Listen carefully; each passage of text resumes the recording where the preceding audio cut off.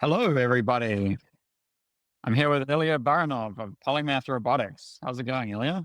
Very well, thanks. How about yourself, Adrian? Good, good. I'm having a good day. So we are here today to talk about Polymath's remote Foxglove bridge workflow and some of the custom route planning components and panels that you guys have created. Excited to learn more about that. But before we jump into it, do you want to give us a quick introduction on Polymath? What's the company? What's the product? Yeah, absolutely. Polymath Robotics, we're also based in San Francisco. And what we do is we build autonomy for industrial vehicles. So think mining, agriculture, forestry, logistics. Any of these cases where right now you have a human that gets in a vehicle and drives from A to B to deliver something or move something, we replace that with software. And our particular challenge is we have to work across a vast array of different vehicles and very different use cases. So we can't hyper optimize like we're going to use exactly this hardware, exactly this compute, exactly this networking solution. It's very, very Okay. different. So So you're actually not providing like a hardware module or anything. You're just coming in with whatever just compute options they have. exactly. And so we needed something that could support that very heterogeneous hardware and use case set and very, very quickly switch between them. Hmm. Because the average engineer or robotics developer on my team is switching between 5 to 10 different robots a day. And so it's necessary to be able to quickly reconfigure. And so is the end customer here, especially if they've got some compute hardware on some kind of piece of hardware. So are they reasonable technical, or is it kind of you're going straight to someone that has a forestry block and they want you to automate their machinery? Yeah, no, it's a great question. It's a mix.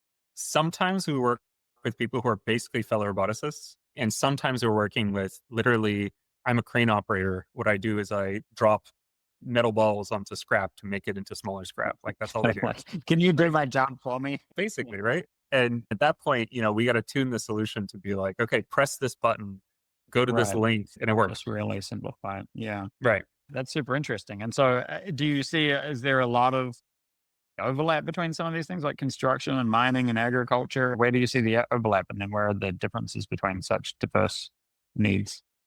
We're trying to build ourselves out as a software platform where we're not going to go and write custom tooling for putting up drywall, right? Some of our clients, for example, have custom tooling for putting up drywall.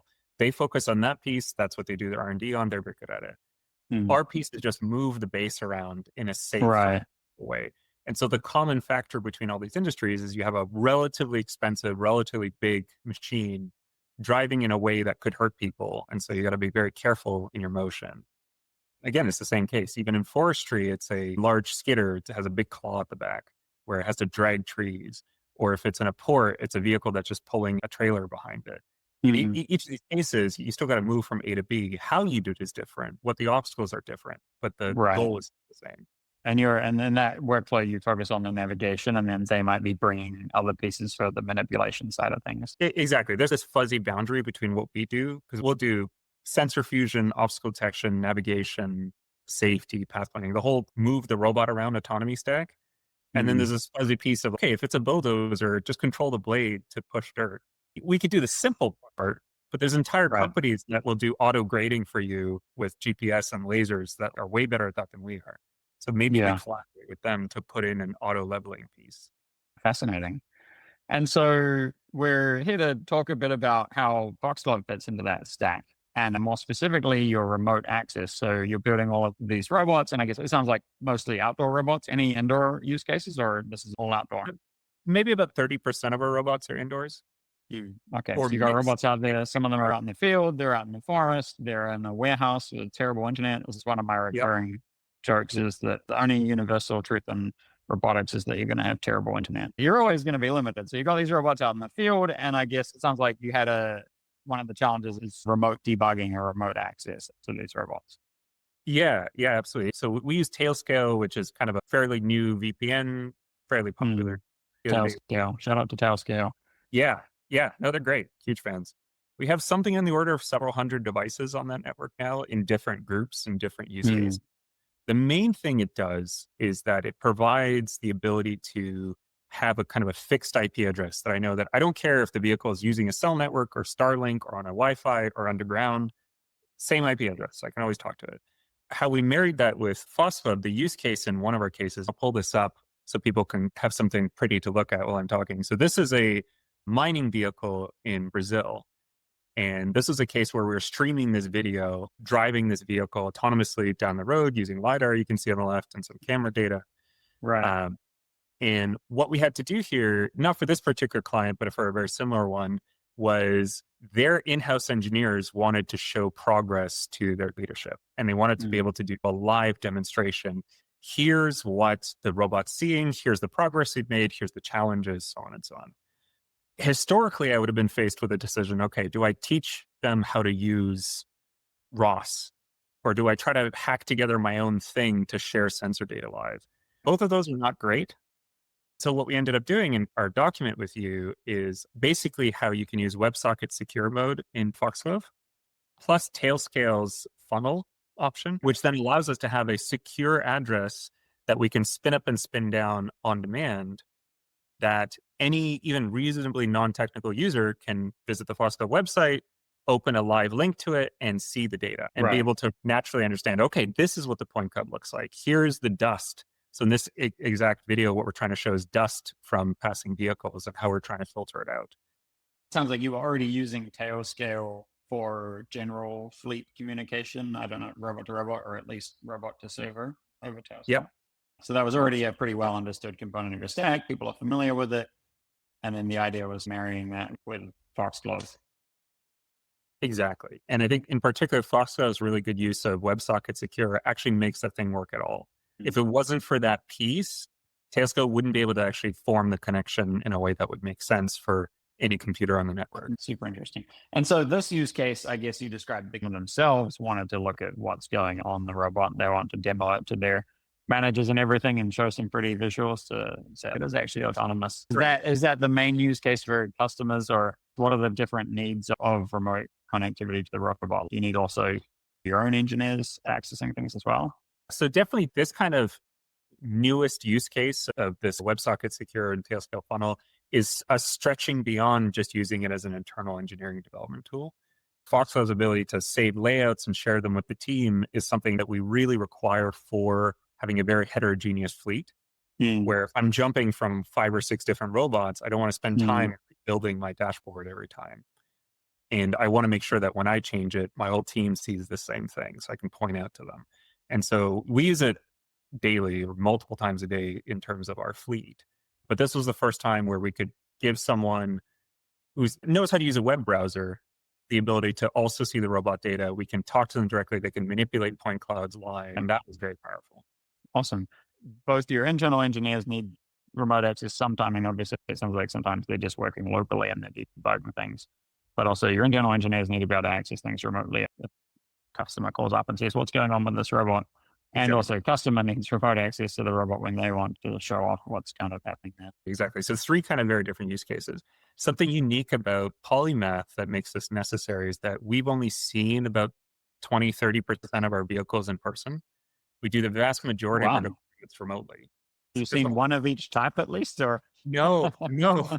Mostly, So you have some robots out there that you've literally never seen. the majority of them. We have Okay. robots deployed in Australia, in Canada, that nobody on the team has ever seen. Wow. Even been within several thousand kilometers. That's cool. So that necessitates all these remote access and reliability tools. No one's even been to the continent. So breaking down the technical solution for people and explaining a little bit more about how this works. Broadly speaking, we can access several different types of data. We can access local data, local MCAP files and packets sitting on your computer. We can access remote cloud data that's stored in S3 or any kind of cloud service. And we can also do a live connection over WebSocket. However, the WebSocket is just a local IP address. You're usually on the same network as the robot. So that was the Foxglove ROS bridge as it exists today. Will sit there inside your ROS stack, open up a WebSocket port, and make that available to anyone on the network. Do you want to talk a bit then about the Tailscale product that you laid onto that to make remote access work? Yeah. So Tailscale has this option called funnel. And what funnel will do is it'll set up kind of temporary connection between a publicly accessible DNS name for your robot. There's another feature you have to turn on to have publicly accessible DNS names. It'll turn a connection between that DNS name and some port with some internal port. So in your case, it's localhost 8765, whatever the standard Foxglove one is. We funneled that through the Tailscale connection. The only catch is that if you're using WebSocket Secure, you actually have to go through TLS security and use the TLS port to do a handshake. And so Tailscale enables this option, just literally called TLS handshake, with a particular port number. Oh, okay. That'll be in our write-up if people want to follow along at home. Yeah, That's the cool. piece that then suddenly makes WebSocket Secure pop up and work well Right. without exposing all the robot traffic to the whole network. So locally on the robot, you're hosting just a regular, unsecure, unencrypted WebSocket, and then all of the robots. I think maybe something for folks not familiar with Tailscale. So Tailscale is built on top of WireGuard, I believe, which is a sort of a mesh VPN technology. Allows computers, servers, robots, whatever you've got out there to communicate with each other over tunnel networks without ever needing to open up any public IP addresses or any public ports. So you already kind of with Tailscale have the ability to do a ping or any communication between two computers without either of them needing to expose the port publicly to the internet, which is obviously not something that you want to do. And with Tailscale Funnel, I guess it sounds like you can imagine a world where Tailscale Funnel takes some internet traffic, bridges that inside your Tailscale network, and forwards it to that local Foxglove WebSocket. And then you're saying on top of that, I guess they have technology that allows you to just completely automatically deal with the TLS wrapping part of it so that you don't need to be hosting TLS directly on the robot. Exactly. That's really nice because setting up TLS is I don't know if you guys have tried this. It's very painful. I think my best surprise was that after all that Tailscale enablement, the only thing I had to change in Foxglove was adding one S. So instead of WebSocket, whatever, WebSocket Secure dash. Yeah. So you said you're also getting a custom DNS name for each robot. So they must be doing like Let's Encrypt or something, or they're kind of like issuing a valid TLS certificate as well. That's again an option in the network, but you can have it actually manage those certificates for you. Again, these are things that it's just incredible. You can tick a box for because 5 years ago you tried to build this yourself. You were spending very painful. I still remember how excited I was for Let's Encrypt because I didn't have to constantly manage my own certificates. Right. And if you're going to buy a certificate for $1,000 or something. Were there any other kind of security or authentication concerns that you had to work with then in the solution? Yeah. So setting up that funnel, it's somewhat intentionally done in Tailscale so that if you shut it down, it doesn't come back online by itself. Definitely intended as a temporary solution. You can script it to make it more permanent. But in this case, since I'm not adding an authentication layer, my security in the sense is that the funnel is only active when I've told it to be active. And the DNS name is long and complicated enough that you can't just randomly guess. It's Right. not You're not going to guess it. a long string, because even though Foxglove is mostly made for subscribing to data, you can still do Rust topic and those kind of tools that could enable undesirable behavior. So we do want to keep that secure. So what's the workflow if your person in Brazil wants to connect to it? I guess how do they request that the Tailscale funnel comes alive?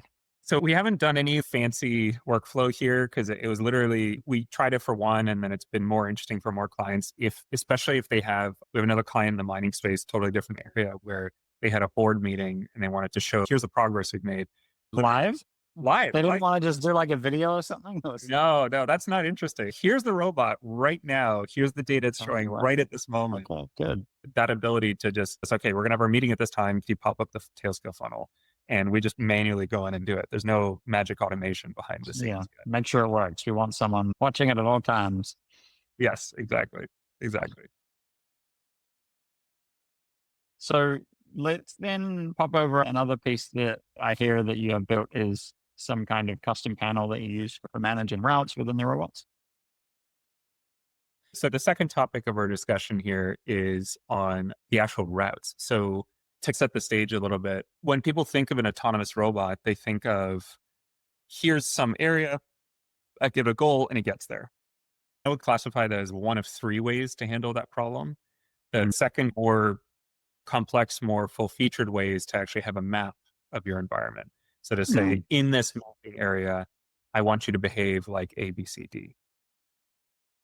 And then the third way would be to actually have nodes and routes, which is the most restrictive. You can think it as a railroad. I'm giving you a series of routes. You must stay on these routes at all times.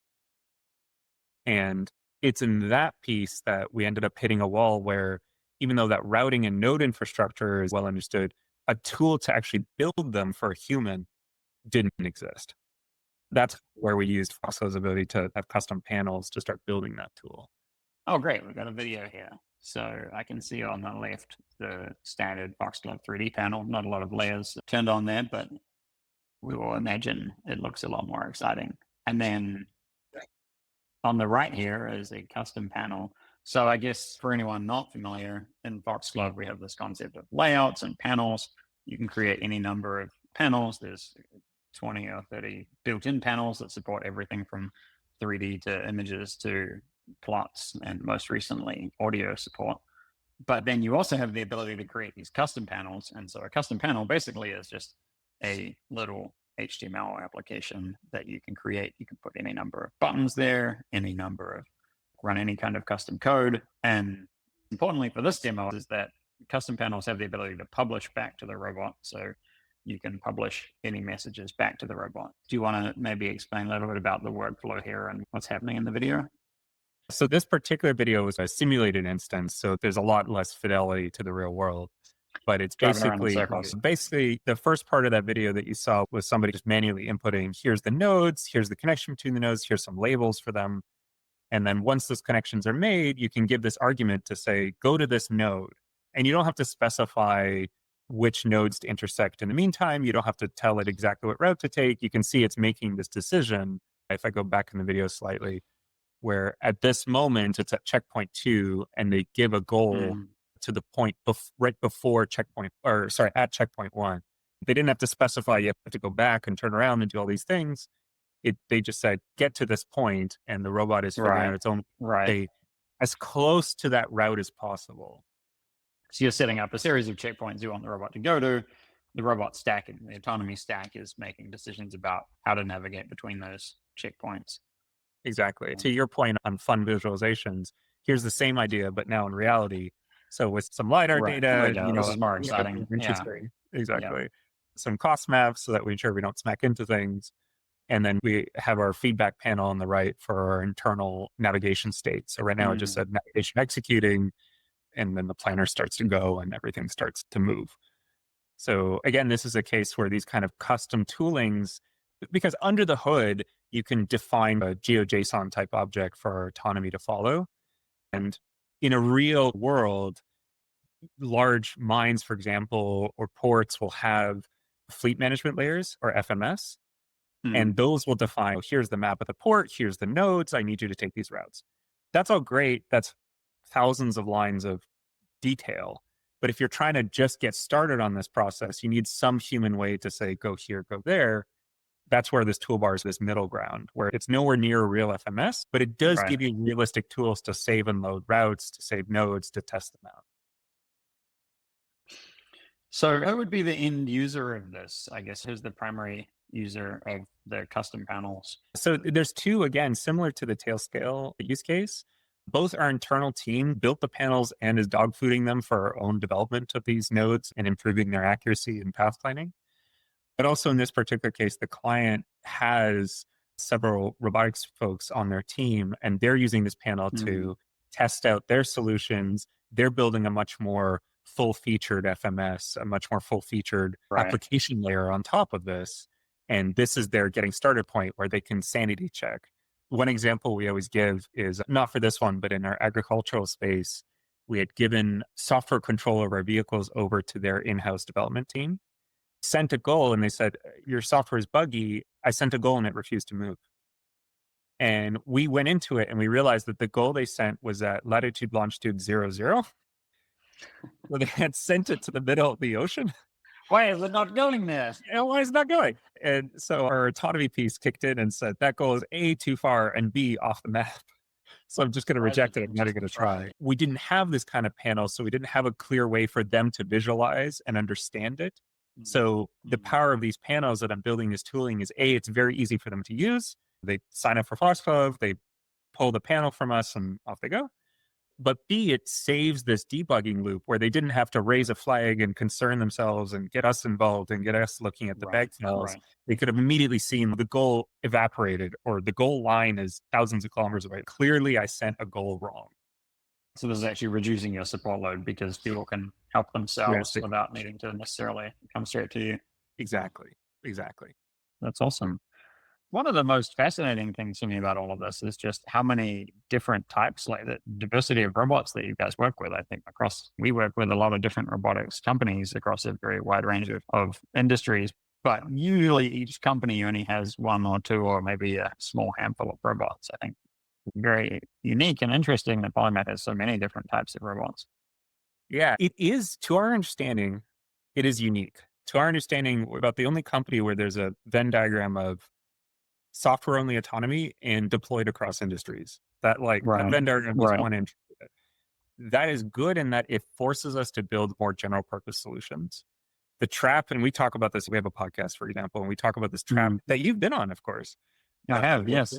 we'll send a link. Good times. We should do that again sometime. Absolutely, absolutely. And the trap that roboticists will fall into is that I've been given a task to build a farming robot. So I'm going to go and I'm going to build these tools for farming. And yes, obviously, I should make it more general purpose. It's going to be a new model. But then the deadlines come in and the robot isn't working, and you start to cut corners naturally, and you start to optimize the code, and you end up very closely tied between the purpose of the robot and the code you've written for the robot. Right. Whereas for us, because we have to deploy across such a wide range, we don't have that luxury, which is good because Mm. it forces us to make more general purpose, more Force you flexible. to generalize from the start, which is one of the biggest challenges in robotics. But it does come with two costs, two obvious costs. One is what we do is more complex. We do take a little bit more time to get a general purpose solution. It takes more effort. But the other one is from a physics and compute standpoint, we're a little bit less efficient. Mm. Now, that doesn't mean we're drastically less efficient, but I'd call it like a 10-20% penalty. If we really sat down and we optimized for just this task, we could remove point cloud filtering, for example. If we're on a farm, we could throw out every 10th point, no problem. Just be more efficient the whole way. But we can't do that step with more general purpose. So there are costs, but the trade off is a much more broad platform.